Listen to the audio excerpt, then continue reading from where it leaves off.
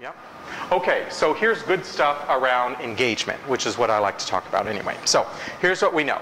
Towers-Watson study 2012, real deal, factual information. People were actually surveyed at work. So keep this in mind because I think these numbers could be quite higher, honestly. 65% of people were surveyed and said that they felt unsatisfied with their work. These are either people that felt unsupported, detached, or disengaged. All right? So folks might think in the U.S. things are just peachy keen, rosy, and all of that sort of good stuff, but in actuality it's even worse.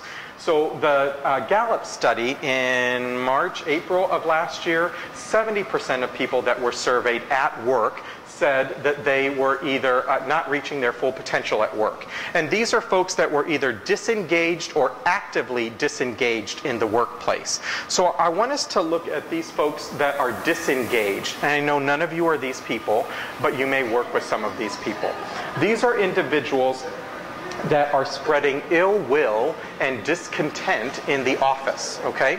So these are your, I refer to them as Debbie Downers, and to not be gender specific, Darren Downers as well. And again, none of you I'm sure are those people, but you may know a Debbie Downer or a Darren Downer. And so the idea that folks are spreading ill will and discontent is quite damaging. It is quite damaging to the productivity and profitability of an organization. Believe it or not, that's the truth. So it's a critical interest in terms of an organization's business drivers to figure out a way to deal with this issue of engagement. So engagement's a big term. What does that sort of mean? It's really about whether or not people are thrilled, excited, or okay to come to work every day. And if they are not, then they will answer these questions in the negative, and that creates a situation where most organizations who have folks that are not thrilled to come to work are generally not profitable or productive. And we can argue that, but in general, folks that aren't thrilled to come to work for an organization that tends to not have great results in some capacity, either attraction or retention, productivity, profitability, any of those sorts of things. And I know you're thinking in your organizations that are horrible but are very productive, and that's fine. Just sort of think about this for a second. Okay, so the other part that is quite compelling, this is why I said at the very beginning it's nice to have HR people in the room if at all possible. Because they believe this, they know this, and they're on board with it. So, true story, HR professionals, 69% of HR professionals feel like engagement is a problem in their organization.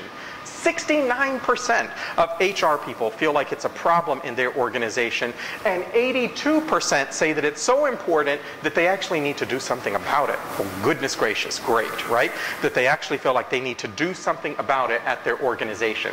So that's why I think it's important to have HR people in the room when we talk about engagement, collaboration, connectivity, because that already resonates with them, and they will be great coaches, great advocates, great supporters of the process of a great space that's built to support the people in that space. So there's my argument in regards to getting HR people in the room.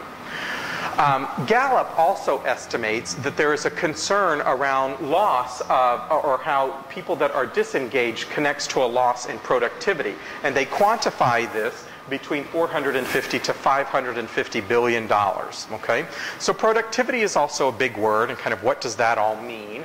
Well, Gallup defines it based on ideas around KPIs, or key performance indicators. And for them, we don't necessarily need to understand the numbers here. The big takeaway for us to sort of keep in mind as Gallup estimates engagement in terms of productivity, organizations that are more challenged around engagement, so organizations that have folks that are more disengaged, will tend to have problems around quality or defect issues, patient safety if they're in a healthcare environment, general safety issues of their employers, shrinkage, and for me, the biggest issues, turnover and absenteeism, okay? So organizations that around engagement have these particular issues. Turnover, etc. Organizations that have a higher sense of engagement of their folks will tend to be more profitable and more productive. That's Gallup research, that's not ours. It's compelling, so I want to show you that, okay? So this is the whole we need to get on board, okay? Because it now relates to numbers for an organization. Now, this is just some research of mine that I've been thinking about and talking to anybody that will listen. And you're a captive audience, so here we go.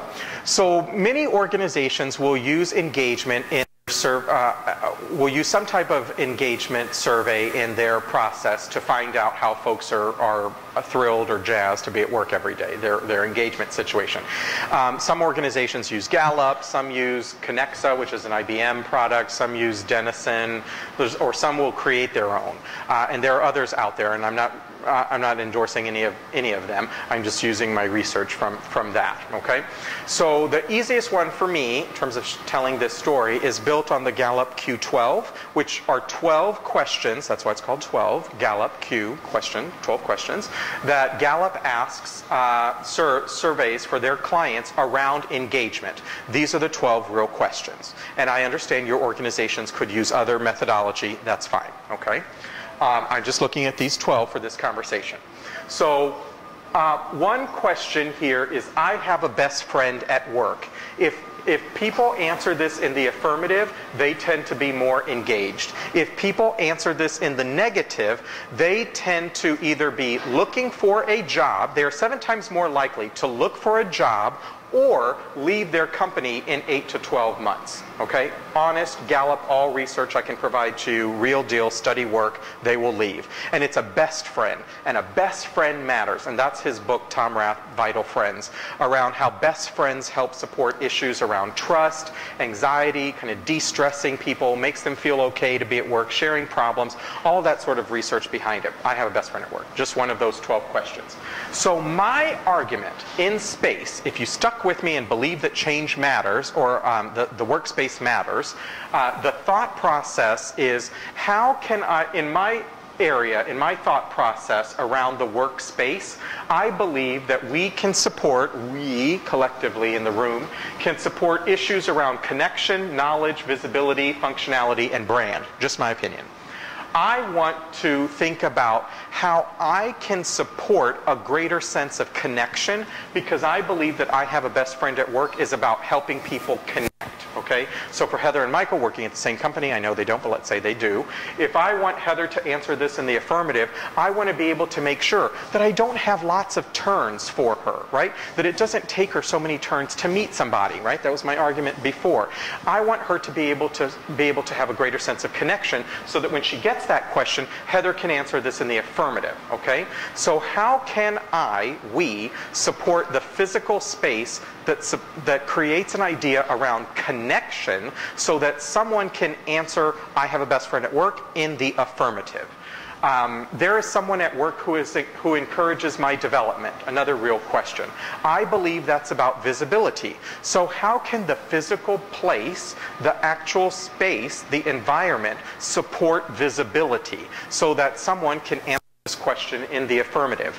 Last year, I had opportunities at work to learn and grow. In my opinion, that's about knowledge sharing.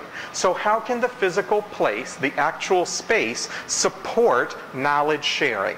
Now, I understand that someone's work team leader, lots of other factors go into engagement, okay? And whether or not people are engaged or disengaged in work. I get that. There's lots of factors that take place, but space matters. So my argument here is, how can these issues of knowledge, of brand, of functionality, connection, support people so that they can answer this in the affirmative, so that we can get people to be engaged in the workplace? Is this going to always be the case? No. Is it going to always happen at 100%? No. But can we build a compelling case around it? I believe I can.